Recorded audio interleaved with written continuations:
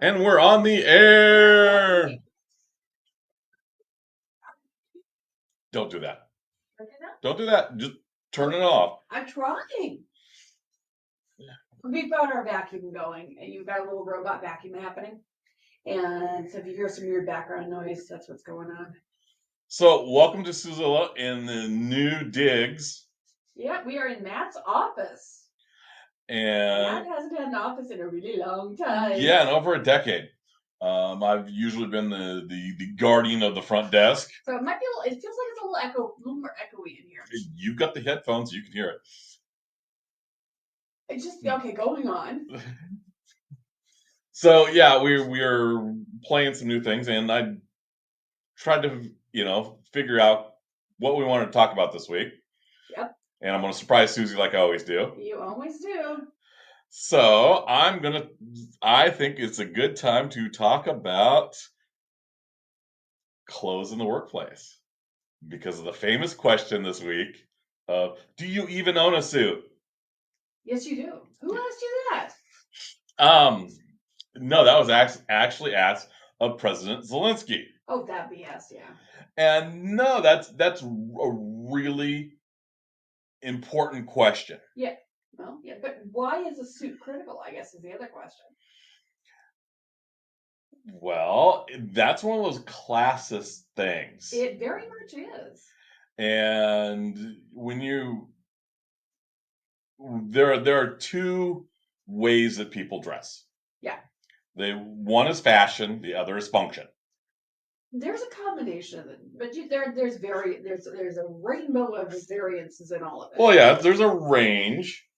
Yeah, because you can be fashionable and functional.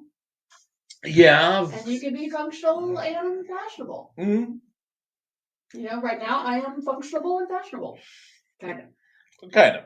No, we're both wearing our Birkenstocks. Yes, I am. And some people have it as that is unprofessional.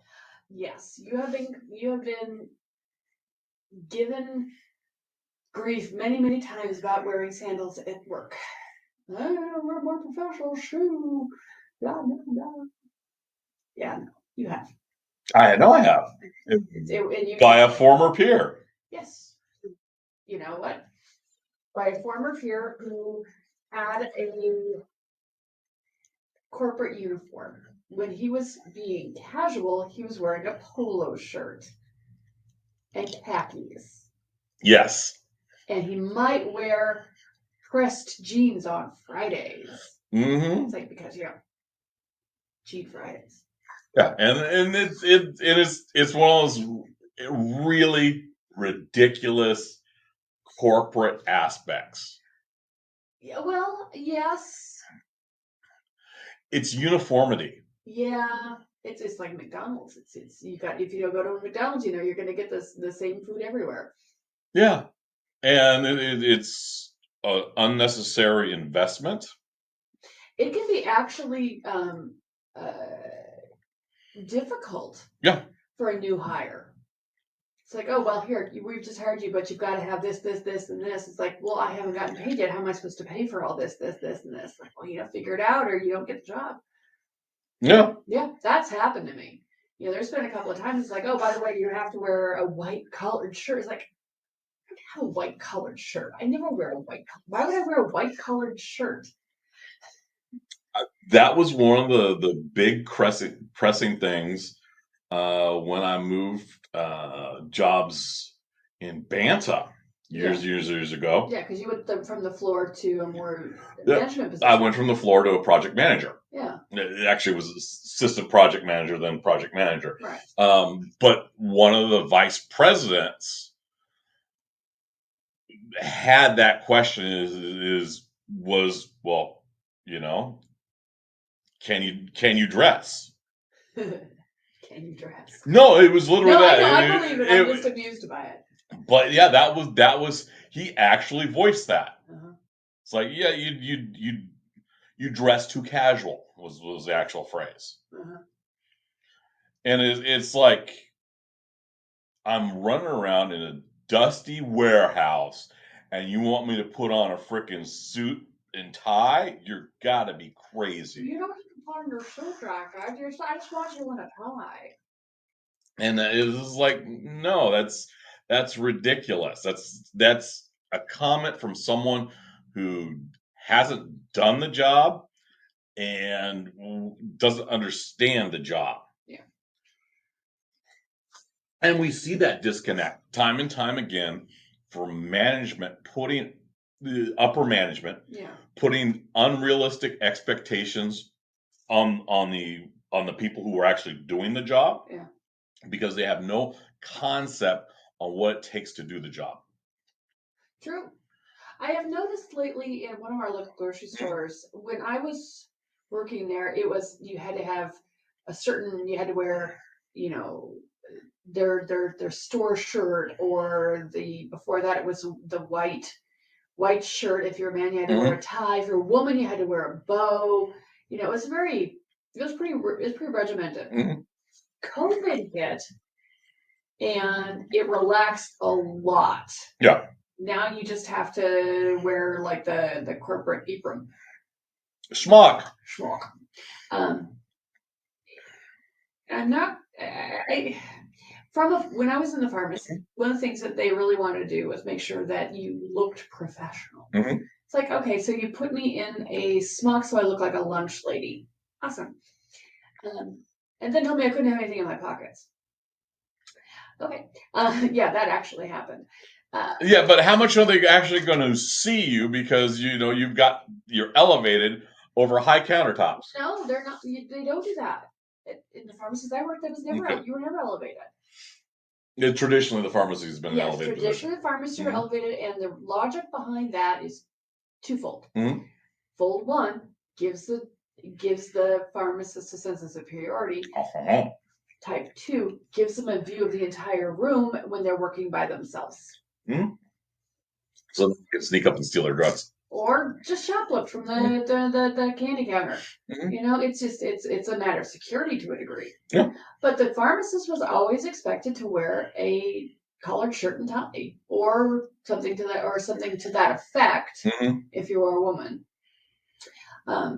What I usually wear in the office is jeans and a nice shirt.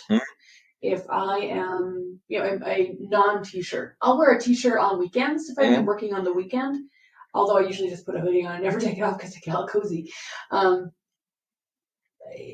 I can wear a t-shirt. I just choose not to. And there's a logic behind it. And you'll see this.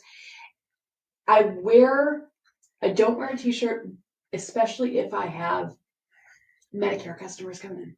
If I have Medicare clients coming in, they're more comfortable if I'm looking more, quote, professional. Now, so that's actually a real thing. So I am actually catering there. Yeah. I don't think I'm pandering, but I am catering. When I'm if I've got all, under 65 clients, I'll wear a t-shirt all day. Or, like I said, on weekends, but that's the logic behind it. And here's an interesting thing. You were talking to me about getting a designer style purse. Yeah. To like a Michael Kors or something like that to appeal to a demographic. Yeah. Which I absolutely push back against because it is not my style. And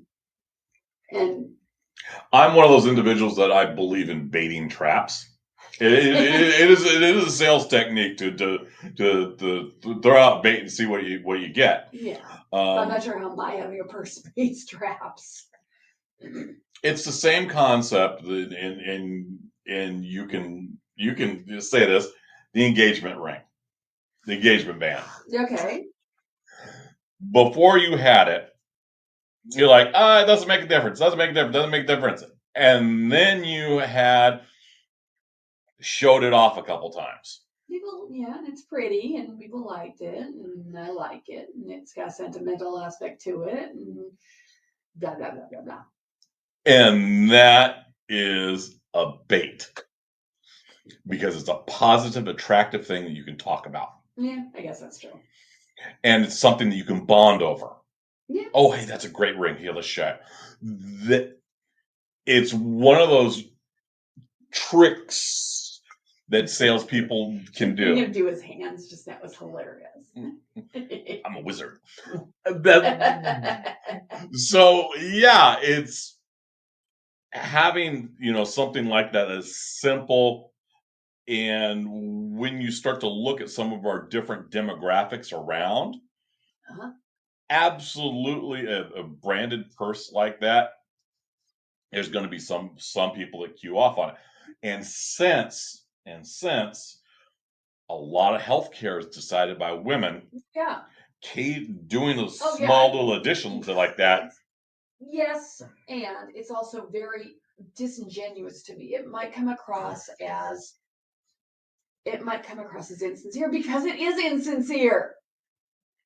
Shouldn't I pick a one that's actually sincere to who I am? There are other ways to bait a trap.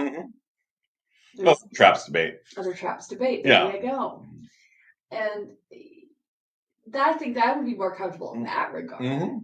Because, yeah, appearance does make a difference, but I'm not going to totally change the way I look or the way I am. When we created this agency, that's not a total overhaul. That's hey, let's add something. Completely different aspect. This is hey, you know what? You're fine there. Put on some sensible shoes. No. Sensible shoes are one of those things that I have drilled into you on the functionality of your footwear. Well, okay. My footwear is, yes, I have had periods where I've had poor quality footwear and regretted it. Payless shoes. Okay. And then the fact is, there was a financial reason for that. Okay. When I can afford a decent shoe, I'll buy a decent shoe. And I'm also buying cuter shoes now, which is nice. Yeah. But that's why with my sandals, I don't just get a pair of cheap flip-flops. I get a pair of brand name, usually Birkenstocks. Yeah. Because they fit me well, they're comfortable, they give me the support I need. They're also usually 150, 160 bucks. And that's not cheap. But I will also wear them out over the period of a decade. Yeah, your little furry ones have been what, 3, 4 years old? Closer to 5 or 6 at this point. So yeah. I'd have to go back and look. But they're starting to the soles are starting to wear thin. I could probably get another season out of them, but I'm also thinking about starting to shop and see about rotating them out. I got these on a scorchingly good deal, and I wouldn't mind replacing them in a scorchingly good deal. I'm in a position where I can wait to see.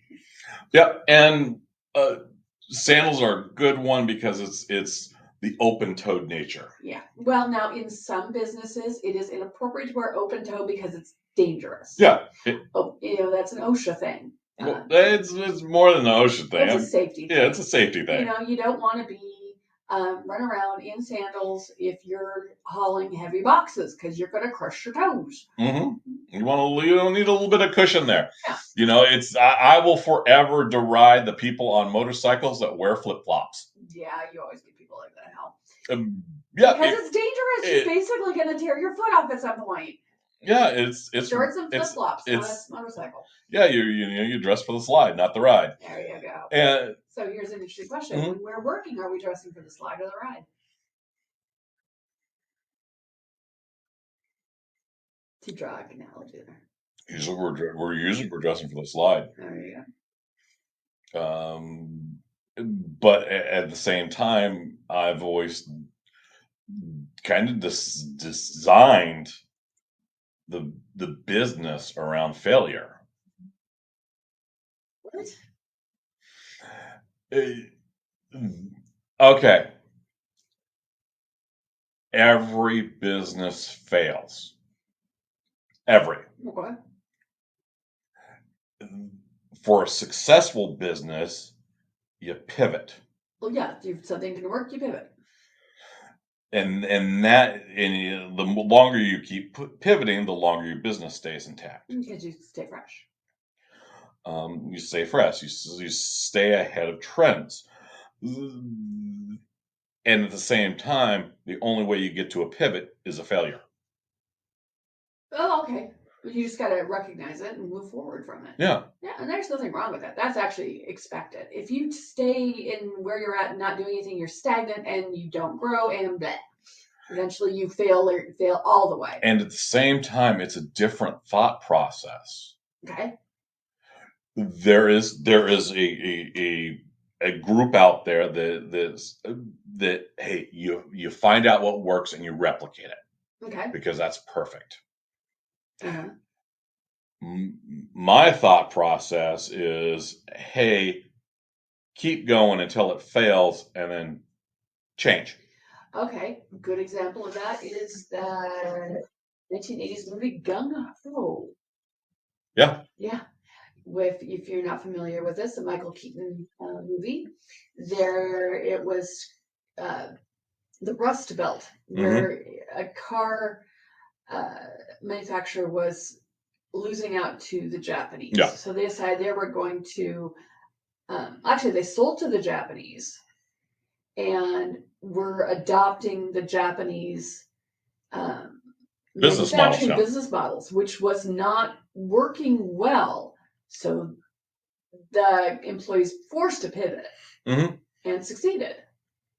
You know, kind of. I mean, kind of. Yeah, it was almost kind of. It was a bittersweet. Yeah. Story. Typical Michael Keaton, though. Oh yeah, actually pretty good movie. Give it a look. Yeah. It's no Mr. Mom though.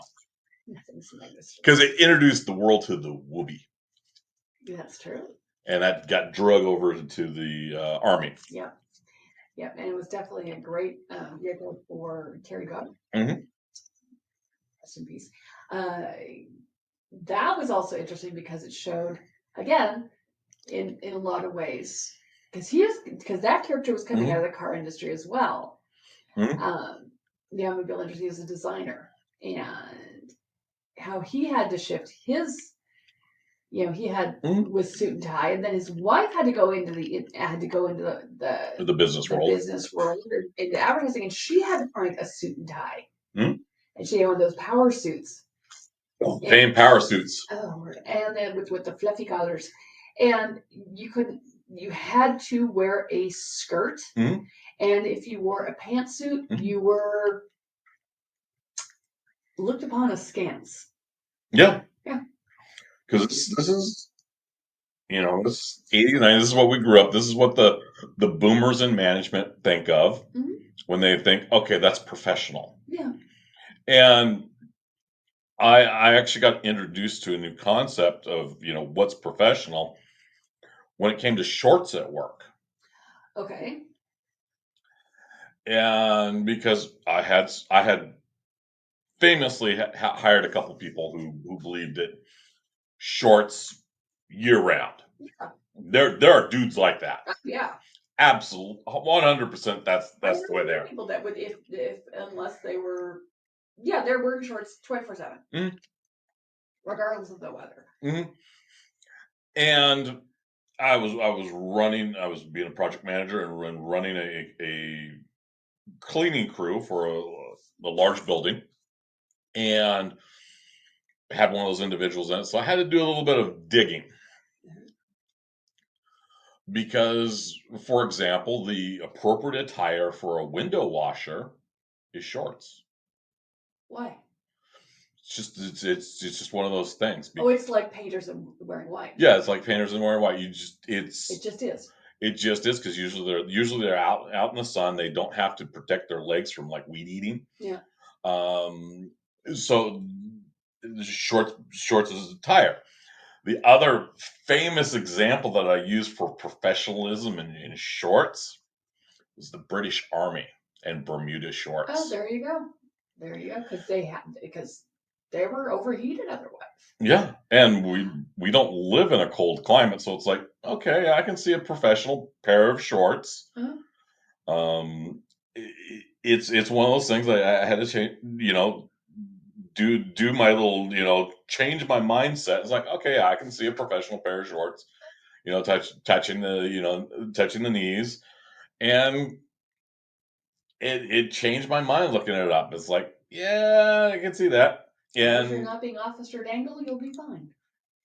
Pretty much, And so it's like, yeah, sometimes you have to, look at the environment, look at your crew, and it's like, okay, this is what it is. Is there a safety issue? That's always the first question. Always Yeah. start with safety. Yeah, that's the whole open toe, closed toe thing. If you're And running if you're running a power scrubber, you don't want open nose correct. because it will take the skin off of everything. Well, if you're running power anything, you generally don't want like loose clothing. Get sucked into it and die. And sucked in, and you get drug into it. Yeah. It's like long hair. Yeah. If you're wearing long hair, you put it up. And that's kind of the, okay, you look at the safety issue, and it's like, okay. So when someone shows up inappropriately, there are ways to, change. First of all, is there an established dress code? There you go. Because we've had this conversation. Oh, between us? Oh, we're in the process of hiring. Yes. So one of the things is like, okay, what's appropriate gear? Yeah. Just don't. Yeah. Yeah. So it's a dress code. We do and we don't. Yeah, I mean, there's the whole don't come in and shorts and a tank top, maybe, or you can wear a tank top if it looks nice, But I don't want to, I don't know. So it's a case by case situation. It's a case by case. So you have that conversation when you're inviting people into your environment. Yeah. You want to make sure that hey, this is business casual, or is this a costume party? Yeah, there's that. So yeah, how many people have been sucked into a party only to show up in a ridiculous costume because they think it's a costume party and discover it's not. Oh yeah, there you go. So you want to keep that, and the only way you do that is communication. Mm-hmm. Now, when someone shows up in some inappropriate gear, you don't sit there and berate them. No. Publicly. No, never publicly. Never publicly. That's unacceptable. And that's really one of those things. If you're providing a welcoming environment, is business should be welcoming. Your home should be welcoming. That's one of those things. It's like, why do you create a hostile environment? There you go. And that's not okay. A hostile environment that's one of the things that is talked about consistently in HR circles is the hostile work environment. You want to light a fire under a corporation, use the phrase hostile work environment. I don't know how it's been so long since I've been out of corporate. Yeah. I don't know how effective that is anymore. It used to work. It used to work. Oh, I've used it. Mm-hmm. I don't know. It's been a decade since I've had to pull that trigger. Yeah. And that's kind of important. So it's like, okay, so you invited someone in, you want it welcoming. Yeah. So if they show up inappropriate, it's like, okay, here, let's, I appreciate you got here. Let's throw a jacket on. Yeah. Just fitting. Yeah. And I there's famously snooty restaurants like that. Oh yeah. Here you got to wear a tie. Yeah, I know that. Well, yeah, and then there's the. How does that impact the enjoyment of your meal or the enjoyment of someone else? It's that fashion thing. It's like that restaurant that had problems with a tire, and kicking out a bunch of people for over a tire. I'm gonna step out on a limb. I don't remember if it was Ruth Chris's Steakhouse or one of the other ones. It was one of those ones attached to a mall, famously kicked out a bunch of people, and it became a big issue about 4 or 5 years ago. I don't remember that one. People coming in with like spaghetti straps. No, they came in and it was like in a mall parking lot, and they came in, and I want to say it was like baseball cap or something. Oh. It was minor. but yeah, it just got ugly and really classist and a big fight broke out. And yeah, they were treating their guests poorly. Oh. But on the other hand, you could also say that the guests were not respecting the the restaurant itself for their feel. The problem was they were a particular race, and there were other people that weren't of that particular race. In the Same attire. So that wasn't a attire thing; it was a racist thing that they used attire to. And attire frequently gets patched in as a tool to berate people and drive people away. You know, the hoodie has been famously, you know, targeted for that. You know, we got a senator that insists on wearing a hoodie, Fetterman, and some of the people call his appearance inappropriate. He's a huge dude.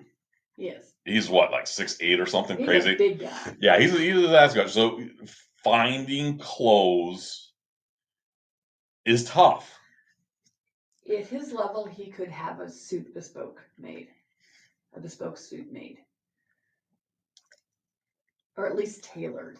There are big and tall suit shops out there. Oh yeah. I'm not saying he needs to. And then there's the whole pushback about how women should appear. Oh yeah. I mean, only just in the last few years could women not wear a power suit in Congress. They gotta have sleeves. They have a thing about, I don't know what it is about the shoulder that freaks people out. I totally don't get it. School dress codes is another example of. You can't have things with a particular number. Yeah, well, or a particular color or a brand or something, and it's because, well, it's gang related. Yeah. Yeah, how gang related is if the gang's not in the area?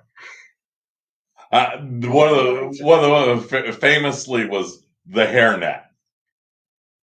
Yeah, hairnet was on the banned list. Oh, jeez. And it was just like, really? How many 16-year-olds are going to freaking wear a hairnet to school? Maybe there was already happening.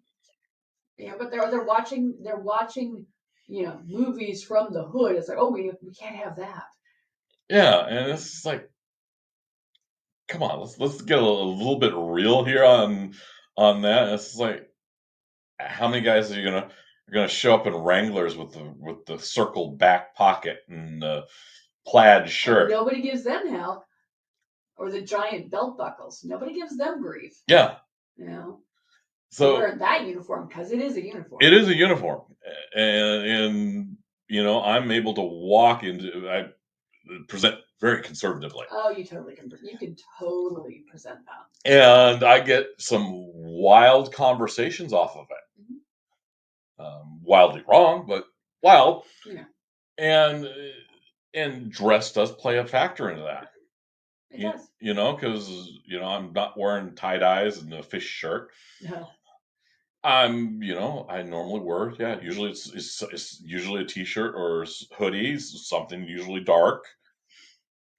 I actually got a custom piece right now the kids are really digging on. That's true. You've got, just in the last few years, you've really got a lot of comments on that. This last year is really it's taken off. And the thing is it's one of my artists friends designed it, and I said, hey, you need to make a t-shirt out of it. And that guy is one and only hoodie. As far as I know, yeah. And I think he needs to really market some of this more. Oh yeah. Because we've kind of entered an age of fighting again. Yeah, and this is a very much I guess you could say it's passive aggressive. It is very passive aggressive. It's a Dalai Lama with a boxing glove, is what it boils down to. Yeah, and it's very, very smartly that is the symbol of the Dalai Lama, so they gave him a tattoo as well. Oh yeah. It's a very smart design piece. It's very fun. It is. And that's why I really enjoy it. And yeah, the kids that are the Z generation, the Zillennials or whatever goofiness that they're branding people is the Zoomers. They are picking up on it, and it's like, okay, that's smart. They didn't, they grew up in Zoom and the GoTo meetings. Yeah, where they didn't have to wear anything. They could, they might have a clean T-shirt on, but they're probably wearing pajama bottoms. Yeah. I'm still, ancient. It's like, yeah, I have a hard time going out in pajama pants. Yeah, you're probably not going to. You're less likely to see me do that if I'm getting out of the car. Now, to be fair, I went to the grocery store to do a grocery pickup. I was wearing pajama bottoms and a T-shirt. Yeah. But I also didn't get out of the car. Mm-hmm. Now, one thing you'll also see me unlikely do is go out in public without a bra. Mm-hmm. Just mostly because I'm not comfortable.